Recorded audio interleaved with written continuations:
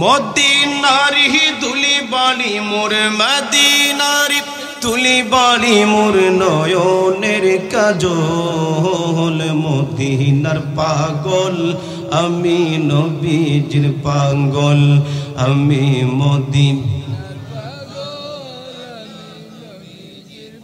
আরে বন্ধু ভালো করে শুনো আল্লাহর হাবিব সাল্লাল্লাহু আলাইহি ওয়াসাল্লাম বলেন আল কবর রাউদাতুম মির রিয়াদিল জান্নাহ আও হুফরাতুম মিন হুফারিন নার। আল্লাহর নবী বলেন রে উম্মত শুনো কবর এমন একটা জায়গা এমন একটা ঘর এটা কারো জন্য হয়ে যাবে জান্নাতের বাগান আবার কারো জন্য গো হয়ে যাবে জাহান্নামের গাড়া সমূহের একটি গাড়া। কথা বলেন ঠিক কিনা?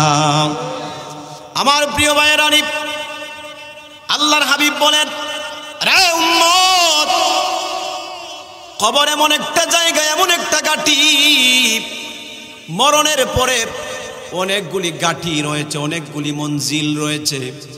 আল্লাহর নবী বলেন উম্মত শোনো রে মরণের পরে তোমাকে যে কবরের মধ্যে রাখা হবে ইন্নাল কবরা আউয়ালু মানজিলিন মিন মানাজিলিল আখিরাহ। আমার নবী বলেন ওই কবর হচ্ছে আখিরাতের প্রথম মঞ্জিল প্রথম গাঁটি প্রথম স্টেশন। কথা বলেন ঠিক কিনা?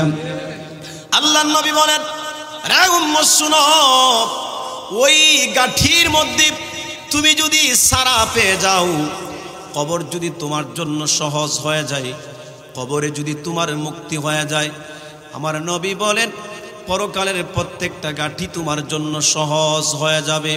ফুলসিরাত তোমার জন্য সহজ হয়ে যাবে মিজান তোমার জন্য সহজ হয়ে যাবে ঠিকানা হয়ে যাবে তোমার জান্নাত। জুড়ে বলেন আল্লাহু আকবার।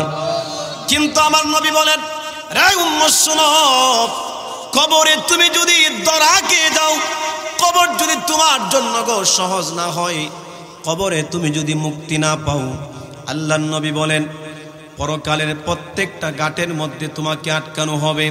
ফুলসিরাতে তুমি ধরা খেয়ে যাইবা মিজানে তুমি ধরা খেয়ে যাইবা ঠিকানা হয়ে যাবে তোমার জাহান্নাম। কথা বলেন ঠিক কিনা? সাতপাড়িয়ার মুসলমান দুই হাত তুলে এই মুহূর্তে আল্লাহকে দেখায় দিবেন মরণের পরে কবর আমাদের জন্য সহজ হোক। কারা কারা চাই দুই হাত তুলে আল্লাহকে দেখায় দেন। নারে তাকবীর নারে রিসালাত আহলে সুন্নাত ওয়াল জামাত। আল্লাহ কবুল করুক। জুড়ে বলেন আমিন। কিন্তু কেমনে করবে? নামাজ সাইরা কথা কয় নামাজ সাইরা এই যে সামনে কয়েকদিন পরে একটা মাস আসতেছে এই মাসের নাম কি? আরো জুড়ে বলেন। একটা ইসলামের মৌলিক বিধান এই মাসে আল্লাহ পাক আমাদের জন্য ফরজ করে দিয়েছেন। আল্লাহ পাক বলেন কুতিবা আলাইকুমুস সিয়াম 30টি রোজা আমি আল্লাহ রমজানের তোমাদের উপরে ফরজ করে দিয়েছি। জুড়ে বলেন না সুবহানাল্লাহ। এখন কি এই রোজা সাইরা না রোজা দইরা? জুড়ে বলেন। সুদ খায়া না সুদ সাইরা? ঘুষ খায়া না ঘুষ সাইরা? সাইরা। আর না হয় কি কবর সহজ হবে নাকি কঠিন হবে? জুড়ে বলেন। আমার প্রিয় ভাইয়েরা কবর আমরা সবাই সহজ চাই কিন্তু ফজরের নামাজে আমরা দুইজন নাই। কথা বলেন ঠিক কিনা? আমরা সবাই চাই কবর আমার আপনার জন্য ভালো হোক কবরে আমরা শান্তিতে ঘুমাই কিয়ামত পর্যন্ত কিন্তু কি ফজরের নামাজে দুইজন না। এই হচ্ছে আমাদের মাকসাদ আর এই হচ্ছে আমাদের কর্মকাণ্ড। কথা বলেন ঠিক কিনা? নিয়ত একটা কাজে কর্মে করি কি আরেকটা। কথা বলেন ঠিক কিনা? কবরের ভয় আমাদের ভিতরে নাই। আমরা কোনোদিন কবরকে ভয় করে একদিন কবরের সামনে গিয়ে দাঁড়াই না। কবরের ভয়ে এক ফোঁটা চোখের পানি আমরা ফালাই না। কথা বলেন ঠিক কিনা? আরে মিয়া নিজের চিন্তা করবো দূরের কথা নিজের বাপটারে নিজের মাটারে নিজের ভাই বোনটারে রাখছিলাম কবরে বহুদিন হয়ে গেছে তাদের কথা স্মরণ কইরাও আমরা একদিন কি কবরে। কথা বলেন ঠিক কিনা? হায় হায় হায়। অথচ এই কবর কত কঠিন দেখেন। আল্লাহর হাবিবের একজন সাহাবী নাম হচ্ছেন হযরত উসমান রাদিয়াল্লাহু তাআলা আনহু। জুড়ে বলেন না সুবহানাল্লাহ। উনি কবর দেখলে এত কাঁদা কাঁদতেন কাঁদতে কাঁদতে তিনি বেহুশ হয়ে যেতেন। চোখের পানিগুলি গাল দিয়ে বেয়ে বেয়ে সমস্ত দাড়িগুলি ওনার ভিজে যাইত। আল্লাহু আকবার বলেন। আরে বন্ধু গভীর মনোযোগ। নবীর সাহাবীরা হযরতে উসমানকে প্রশ্ন করে, রে উসমান, কবর দেখলেই তুমি কেন এত কান্না কাঁদো? কিসের জন্য তুমি এত কাঁদো? কাঁদতে কাঁদতে তুমি বেহুশ হয়ে যাও। উসমান রে, ও উসমান, জান্নাতের আলোচনা করো, জাহান্নামের আলোচনা করো, নবীর সামনে বসে বসে দ্বীনি কত আলোচনা শোনো, তোমাকে এত কাঁদতে দেখি নাই। উসমান, কবর দেখলেই তুমি কেন এত কাঁদা কাঁদো? কিসের জন্য এত কান্দো? হযরতে উসমান রাদিয়াল্লাহু তাআলা আনহু চোখের পানিগুলি ছেড়ে দিয়া করুণ কণ্ঠে নবীর সাহাবীদেরকে ডাক মারে, ওহ নবীর সাহাবীরা, তোমরা কি শুনো নাই? আমার নবী বলেছেন, এই কবর হচ্ছে পরকাল জগতের প্রথম মঞ্জিল। এই কবর যার জন্য সহজ হয়ে যাবে, পরকালের প্রত্যেকটা ঘাটি তার জন্য সহজ হয়ে যাবে। এই কবর যার জন্য সহজ হয়ে যাবে, তার জন্য ঠিকানা হয়ে যাবে জান্নাত। আমি উসমান তো দুদিন আগে পরে কবরে যেতে হবে, জানি না রে ওই কবরে আমার সঙ্গে কি আচরণ করা হবে, আমি উসমানের সঙ্গে কবর কি আচরণ করবে। এই জন্য আমি কবরকে ভয় করে কান্দি। জুড়ে জুড়ে বলেন আল্লাহু আকবার। কত বড় দরজার একজন সাহাবী, যিনি একজন নয় গো, দুইজন নয়, আল্লাহর হাবিবের দুইজন মেয়েকে বিবাহ করেছিলেন। এই জন্য উনার টাইটেল হচ্ছে যিন্নুরাইন। আল্লাহু আকবার বলেন। এত বড় দরজার একজন সাহাবী, যিনি আমার নবীর, জিনার জন্য আমার নবী জমিনে দোয়া করেছেন, আয় আল্লাহ, আমি আমার উসমানের প্রতি রাজি, তুমি আরশে আজিমের মালিক, আমার উসমানের প্রতি রাজি হয়ে যাও। জুড়ে বলেন আল্লাহু আকবার। ইবনে মাজাহ শরীফের একটা হাদিস আমি আপনাদেরকে শোনাচ্ছি। আল্লাহর নবী বলেন, লিকুল্লি নাবিয়িন রাফিকুন ফিল জান্নাহ। আল্লাহর নবী বলেন, উম্মত শুনো রে, জান্নাতের মধ্যে আদম থেকে ঈসা নবী সকল নবীদের সঙ্গে একজন সঙ্গী থাকবে, সাথী থাকবে। আল্লাহর নবী বলেন, উম্মত জানো নি রে, ওই জান্নাতে আমার সঙ্গে কে সঙ্গী হয়ে থাকবে? জুড়ে বলেন আল্লাহু আকবার।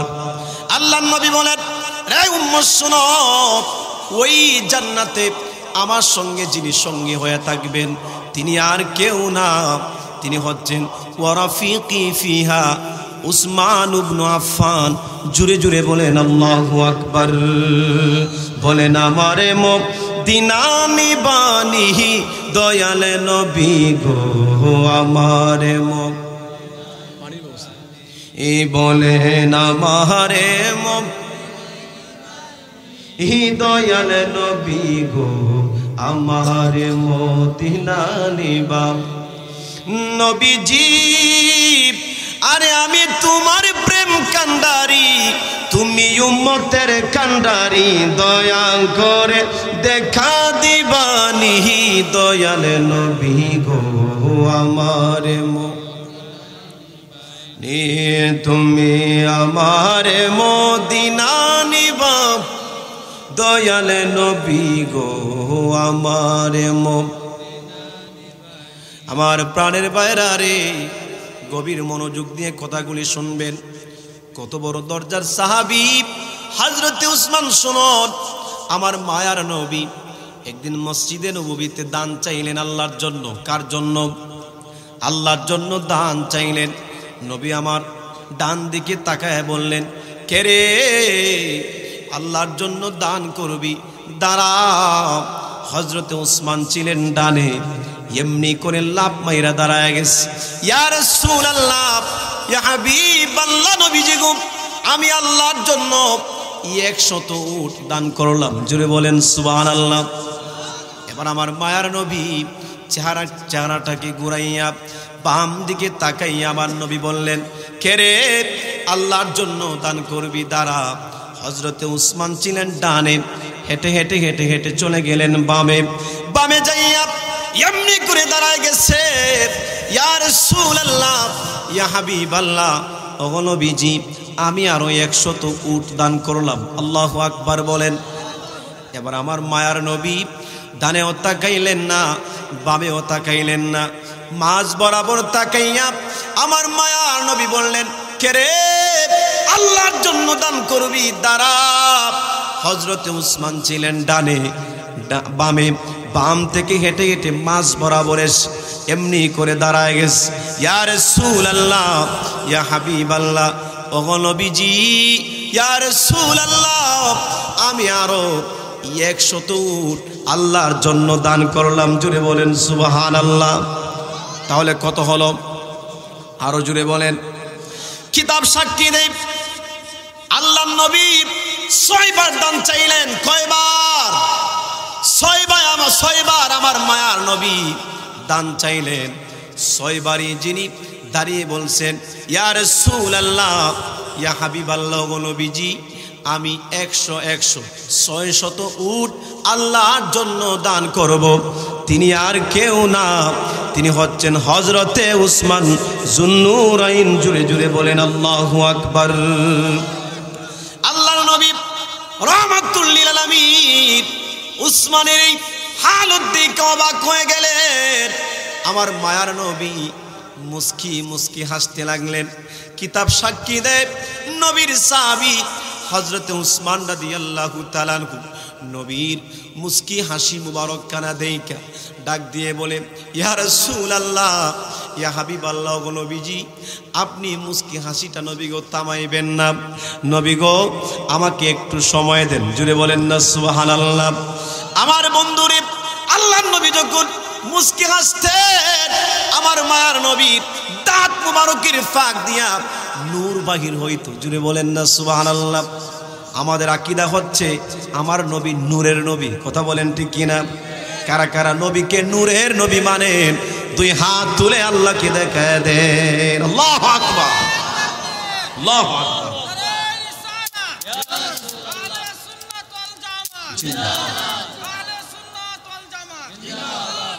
রহমতে আলম নবী নূরে মুজাসসাম, রহমতে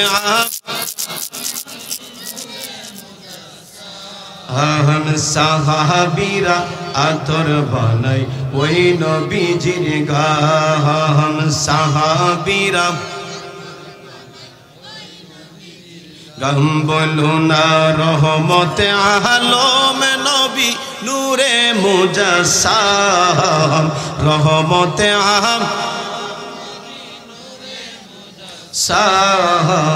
সাহাবীরা আতর বানাই ওই নবীজির গাম।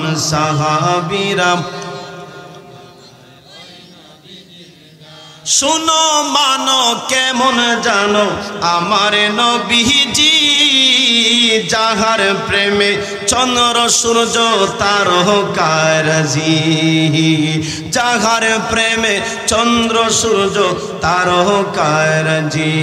তোমরা আরো শুনবানি সুন্দর কাহিনী, বলো না আরো শুনবা সুন্দর কাহিনী।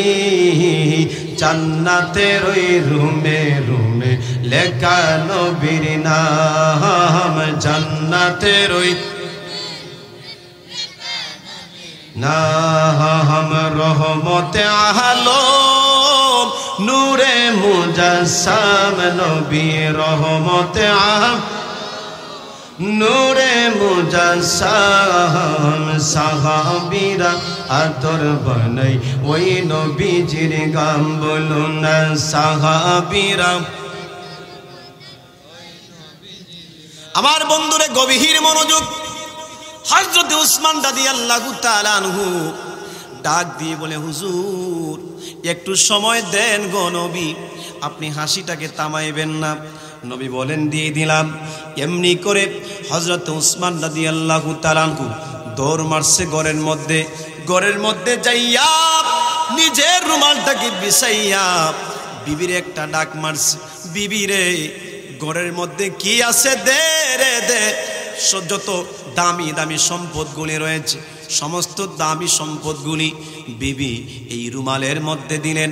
স্বর্ণরূপা যত দামি দামি সম্পদগুলি ছিল সমস্ত সম্পদগুলি রুমালের মধ্যে যখন দিলেন, হযরত উসমান রাদিয়াল্লাহু তাআলা আনহু সমস্ত সম্পদগুলিকে আপনার ওই রুমাল দিয়ে পেঁচাইয়া যখন ঘর থেকে বাহির হয়ে যাবে, এমনি করে বিবি ডাক দিয়ে বলে, ও স্বামী আমার, কিসের জন্য এত দামি সম্পদগুলি আজকে ঘর থেকে নিয়ে যাচ্ছেন? মনে হয় আজকে বড় কোনো ফুজি আপনি কাটাইবেন। আমার বন্ধুরে, হযরত উসমান রাদিয়াল্লাহু তাআলা আনহু ছিলেন বড় একজন ব্যবসায়ী। এই জন্য স্ত্রী বললেন, স্বামী হে, মনে হয় আজকে বড় কোনো ফুজি কাটাইবেন, মালদার কোনো পার্টি মনে পাইছেন, এই জন্য সমস্ত কিছু নিয়ে যাচ্ছেন। হযরত উসমান এমনি করে ডাক দিয়ে বলে, রা বিবি, সত্যি আজকে বড় একজন মালদার পার্টি পাইছি, তবে তিনি কে জানোনি? তিনি দুনিয়ার কোনো মানুষ না, তিনি হচ্ছেন আমার মহান আল্লাহ। জুড়ে জুড়ে বলেন আল্লাহু আকবার। দরমারছে নবীর কদমে, মসজিদে নববীতে যাইয়া নবীর কদমের মধ্যে সমস্ত সম্পদগুলিকে কুরবান করে দিয়ে বলে, ইয়া রাসূলুল্লাহ, আমার ঘরের মধ্যে নবী গো যত দামি দামি সম্পদগুলি ছিল, নবী গো আপনার কদমে আল্লাহর জন্য আমি দান করে দিলাম। আল্লাহর নবী হযরতে উসমান রাদিয়াল্লাহু তাআলা আনহুর এই হালত দেখা আমার নবী অবাক হয়ে গেলেন। কিতাব সাক্ষী দেব, আল্লাহর নবী এক হাতের মধ্যে নিলেন স্বর্ণ, আর এক হাতে নিলেন রূপা। দুই হাতে স্বর্ণ আর রূপাটাকে হাতে লইয়া আমার মায়ার নবী এইভাবে আসমানের দিকে হাত বাড়াইয়া উসমানের জন্য দোয়া করলেন, আল্লাহুম্মা ইন্নী রাদিতু আন উসমানা ফারদিয়াতুন, আয় আল্লাহ, আমি আমার উসমানের প্রতি জমিনে রাজি, আপনি আরশে আজিমে আমার উসমানের প্রতি রাজি হয়ে যাও। আল্লাহু আকবার। ওই সাহাবী খবর দেখলে কান্দে, আর আমরা কান্দি না। কথা বলেন ঠিক কিনা? আমরা লথ্যা আর সত্যা, কই আগরতলা আর কই ঘরতলা। কথা বলেন ঠিক কিনা? আমরা খবর দেখলে কান্দি না, আমাদের কোনো ভয় নাই, কোনো টেনশন নাই। কি হবে কবরে? কবর কি আমার জন্য জান্নাতের বাগান হবে নাকি জাহান্নামের গাড়া হবে? এই নিয়ে আমাদের কোনো টেনশন, কথা বলেন, আছে? অথচ আল্লাহর নবী বলেন, সাতপাড়িয়ার মুসলমান শোনাব, আল্লাহর নবী বলেন যে বাড়ির পাশে যে গুরুস্থান, তোমার গুরুস্থান তোমাকে প্রতিদিন এমন কিছু শব্দ বলে ডাকে, আমাদের কান আছে কিন্তু আমরা শুনি না। কথা বলেন ঠিক কিনা? আরে বন্ধু, গভীর মনোযোগ। আল্লাহর নবী বলেন, ফাইন্নাহু লাম ইয়াতি আলাল কবরি ইয়াউমুন ইল্লা তাকাল্লামা ফীহি ফায়াকুল। আল্লাহর নবী বলেন, উম্মত শুনো রে, কবর প্রতিদিন তোমাকে ডাকে আর বলে, পৃথিবীর মানুষ শোনো, আমি কবর হচ্ছি আনা বাইতুল গুরবাতি, আমি হচ্ছি অপরিচিত জায়গা। বলেন রে মুসলমান, কবর সম্পর্কে আমাদের কোনো ধারণা আছে? জোরে বলেন, আছে? কবর সম্পর্কে আমাদের কোনো ধারণা নাই। আল্লাহর নবী বলেন, এই কবর প্রতিদিন তোমাকে আমাকে ডাকে আর বলে, আনা বাইতুল গুরবাতি, আমি হচ্ছি অপরিচিত জায়গা, অপরিচিত ঘর। সাবধান করে দিলাম, আমার কাছে আসার আগে ইমান আর আমল ঠিক কইরা কিন্তু আইসো। ইমান আমল ঠিক না কইরা সাবধান করে দিলাম, আমার কাছে আইসো না। শুনো শুনো, ইমান আমল যদি তোমার ঠিক না হয়, আমার কাছে যদি আসো, তাহলে কিন্তু আমি তোমার জন্য জাহান্নামের একটা ঘর হয়ে যাব। তারপরে আল্লাহর নবী বলেন, এই কবর প্রতিদিন আমাদেরকে ডাকে আর বলে, হ্যাঁ দুনিয়ার মানুষ শুনো, আমি হচ্ছি আনা বাইতুল ওয়াহদাতি, আমি হচ্ছি একাকিত্বের ঘর। বলেন তো দেখি, যখন আমার আপনার পাড়া মহল্লাতে কেউ মারা যায়, তারে যখন আমরা কবরস্থ করি, তখন কি আমরা তার সঙ্গে কাউকে দেই? কথা বলেন, দেই? ওই মাইয়িতের সঙ্গে তার মা যায় না, তার বাবা যায় না, আদরের বাইবেল বলতে কেউ যায় না, বন্ধু বান্ধব ওই কবরের মধ্যে কেউ যায় না। ওই কবর প্রতিদিন আমাদেরকে এই কথা কথাটাই বলে, সাতপাড়িয়ার মুসলমান, আনা বাইতুল ওয়াহদাতি, আমি হচ্ছি একাকিত্বের ঘর। সাবধান করে দিলাম, একাকিত্ব যদি দূর করতে চাও, ঈমান আর আমল মজবুত কইরা রে আমার কাছে আইসো। ঈমান আমল যদি মজবুত না কইরা আমার কাছে আসো, তাহলে কিন্তু আমি কবর তোমার জন্য কঠিন একাকিত্বের ঘর হয়ে যাব। কথা বলেন ঠিক কিনা? একাকিত্বের যে কি যন্ত্রণা, জীবনে যে একবার থাকছেন সে বুঝবেন। কথা বলেন ঠিক কিনা? দুনিয়ার একাকিত্ব, হায় হায়, কোটি কোটি টাকার মালিক আপনি, বাড়ি গাড়ি সব কিছু আপনার আছে, কিন্তু আপনার কি নাই? এই বিল্ডিংয়ের মধ্যে, এই প্রাসাদের মধ্যে আপনার মা নাই, আপনার বাবা নাই, আপনার ভাই নাই, আপনার বোন নাই, আদরের বিবি নাই, আদরের সন্তান নাই, বন্ধু নাই, বান্ধব নাই। যদিও দেখতে বড় বিল্ডিং, কোটি টাকার মালিক আপনি হতে পারেন, গাড়ি বাড়ির মালিক হতে পারেন, কিন্তু এই সম্পদ, এই প্রাসাদ, এই সব কিছু আপনার কাছে বিষাদ মনে হবে। কথা বলেন ঠিক কিনা? প্রিয় ভাইয়েরা, ঢাকা শহর আজ থেকে 2 বছর আগে হবে, আমার দেশের একজন নায়ক আছে, যদিও তার নামটা এখানে বলা ঠিক না, কিন্তু বোঝানোর জন্য বলতেছি। নায়কের নাম হচ্ছে রিয়াদ। ছিলেন আপনারা? রিয়াজ। তার শ্বশুর, কেউ বলে না, ছিলেন তো অবশ্যই, এখন কইতেছেন আর কি। আমরা দেশের মানুষ ইসলামের মূল ভিত্তি না জানলেও, ইসলামের বিধিবিধান না জানলেও, মুসলমান কাকে বলে এর মিনিং না জানলেও, মোটামুটি নায়ক কয়জন আছে, নায়িকা কয়জন আছে, অর্থাৎ অন্য যে সাবজেক্টগুলি রয়েছে এগুলো মোটামুটি আমরা ভালোই জানি। কথা বলেন ঠিক না? আমার প্রিয় ভাইয়েরা, ওই শ্বশুর, তার টাকা পয়সার কোনো অভাব নাই, বিল্ডিংয়ের মালিক, গাড়ি আছে, বাড়ি আছে, কোটি কোটি টাকার মালিক, ব্যাংকের মধ্যে কোটি কোটি টাকা তার ফালাইল, কিন্তু তার বিবি, তার ছেলে সন্তান সবাই তাকে চাইরা ইউরোপে সেটেল হয়ে গেছে। লাইভে আসছে, মাথার মধ্যে পিস্তল টেকাইছে, দুনিয়ার মানুষকে ডাক দিছে, রে দুনিয়ার মানুষ শোনো, আমার টাকা আছে, পয়সা আছে, গাড়ি আছে, বাড়ি আছে, সব কিছু আছে, কিন্তু একাকিত্বের যে একটা যন্ত্রণা আমি এটা সহ্য করতে পারলাম না। দুনিয়ার মানুষকে সাক্ষী রাইখা ফেসবুকের লাইভটা অন করে নিজের মাথার মধ্যে নিজে পিস্তল টেকাইয়া দুনিয়ার জমিন থেকে বিদায় নিয়ে চলে গেছে। একটু জবান খুলে বলেন, দুনিয়ার একাকিত্বের যদি এই যন্ত্রণা হয়, তাহলে কবরের একাকিত্বের যন্ত্রণা কত কঠিন হবে। কথা বলেন ঠিক কিনা? দুনিয়ার একাকিত্ব আর কবরের একাকিত্ব কি সমান? জোরে বলেন না সমান? আরে দুনিয়াতে আপনি ইচ্ছা করলে, যদি আপনার সময় কাটানোর ইচ্ছা হয়, কাউকে আপনি খুঁজে পাইবেন, ভালো লাগে না, সাতপাড়িয়ার কোনো শাস্ত্রলে গিয়ে যদি 5 টাকার চা অর্ডার করেন, দেখবেন 1 ঘন্টা 2 ঘন্টা আপনার চলে গেছে। কথা বলেন ঠিক কিনা?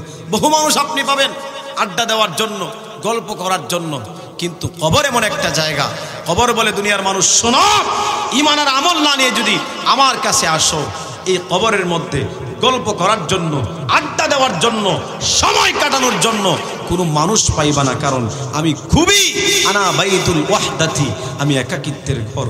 কথা বলেন ঠিক কিনা? আমার বন্ধুগণ, আমার বুজিরারে গভীর মনোযোগ। রে বন্ধু, আল্লাহর নবী বলেন, উম্মত রে, এই কবর প্রতিদিন আরো কিছু কথা বলে, তার মধ্যে আরেকটি কথা হচ্ছে, কবর ডাক দিয়ে বলে, রে পৃথিবীর মানুষ, আনা বাইতুত তুরাব, আমি হচ্ছি মাটির ঘর। কথা বলেন ঠিক কিনা? আমার আপনার পাড়া মহল্লাতে যখন কেউ মারা যায়, তারে আমরা যে কবরের মধ্যে রাখি, বলেন তো দেখি এই কবরটা কি টাইলস করা থাকে? জোরে বলেন, টাইলস করা থাকে না রে ভাই? এই কবরের মধ্যে টাইলসের কোনো ব্যবস্থা নাই, এই কবর পাকা করার কোনো ব্যবস্থা নাই।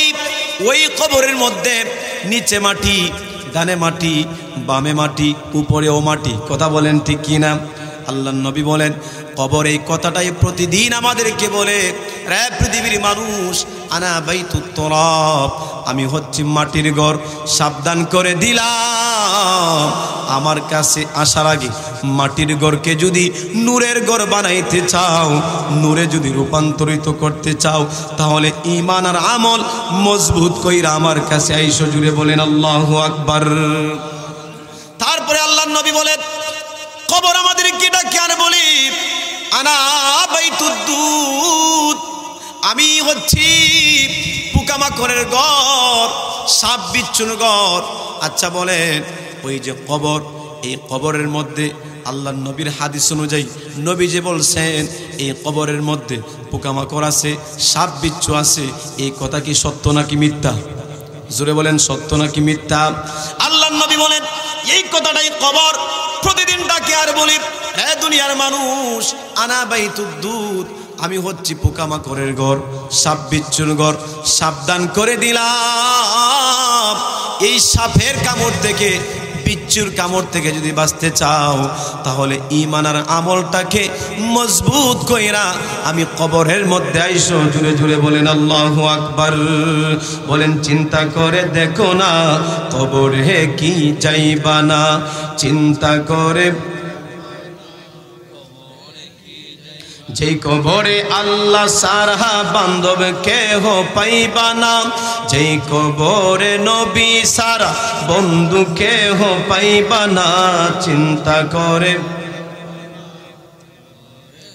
যাইবা না, চিন্তা করে দেখো না কবরে কি। আরে এ দুনিয়ার সবই পর, কবর যে তোর আসল ঘর। এ দুনিয়ার, আরে কবর যে তোর আসল ঘর, কেমনে সেটাই থাকিবি পরে, শুধুই মাটির বিছানা। কেমনে সেটাই থাকিবি পরে, শুধুই মাটির বিছানা, চিন্তা করে দেখো না কবরে কি, চিন্তা করে। আমার বন্ধুগণ, আমার আব্বু জিরারি, এ সাতপাড়িয়ার মুসলমান, দিলটাকে নরম করে দেন।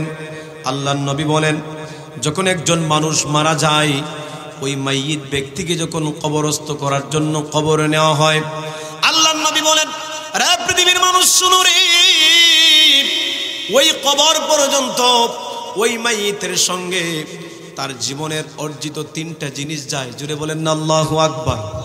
কয়টা জিনিস যায়? আরো জোরে বলেন। আল্লাহর নবী বলেন, ইয়াতবাউল মাইয়িতা সালাসাতু, ওই মাইয়িতের সঙ্গে 3টা জিনিস কবর পর্যন্ত যায়।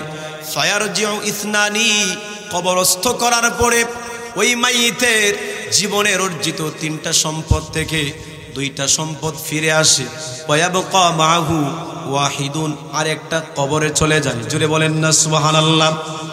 কোন 3টা জিনিস শেষ পরিবারের মুসলমান তুমি আমি মারা যাওয়ার পরে কবর পর্যন্ত যাবে?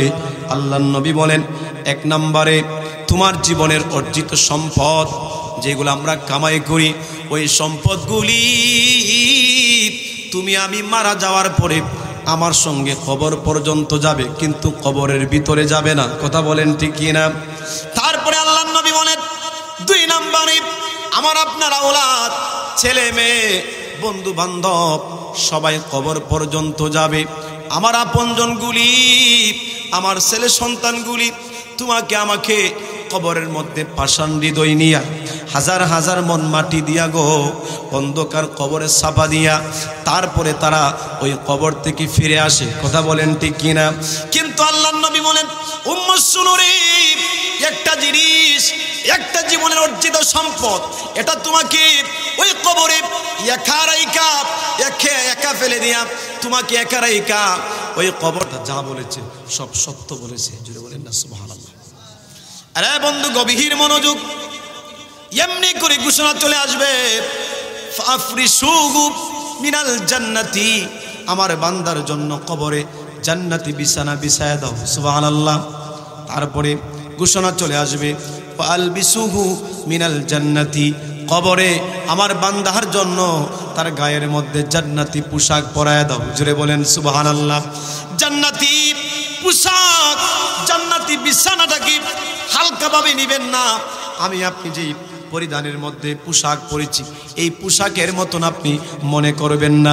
জান্নাতি পোশাক অনেক দামি পোশাক। বলে জান্নাতি হুরেরা যে একটা জান্নাতি উড়না তারা পরে, আল্লাহর নবী বলেন, শুনে রে উম্মত, ওই উড়নার কত দাম? বলে দুনিয়া একদিকে, উড়নাটা হচ্ছে আরেক দিকে। জুড়ে বলেন না সুবহানাল্লাহ। এত দামি জান্নাতি পোশাক আপনার গায়ের মধ্যে কবরের মধ্যে পরায়া দেওয়া হবে।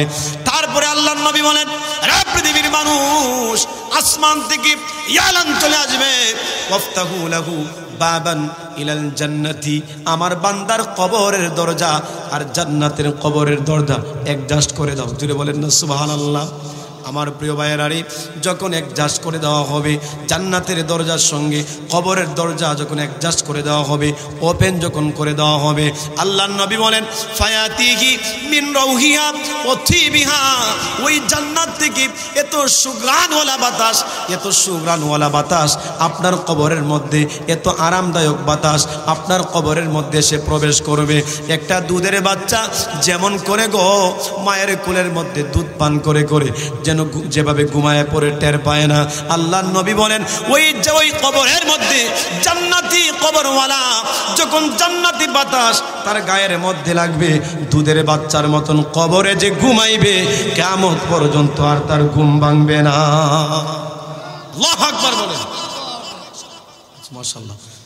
আমার প্রিয় ভাইয়েরা, তারপরে আল্লাহর রাসূল বলেন ওই কবরের মধ্যে আপনার এত শান্তি হবে, বলে কবরের চতুর্দিকটা এত প্রশস্ত হয়ে যাবে, আপনি যেদিকে তাকাবেন ওই দিকে আপনার দৃষ্টির শেষ সীমানা পর্যন্ত প্রশস্ত হয়ে যাবে। জোরে বলেন সুবহানাল্লাহ।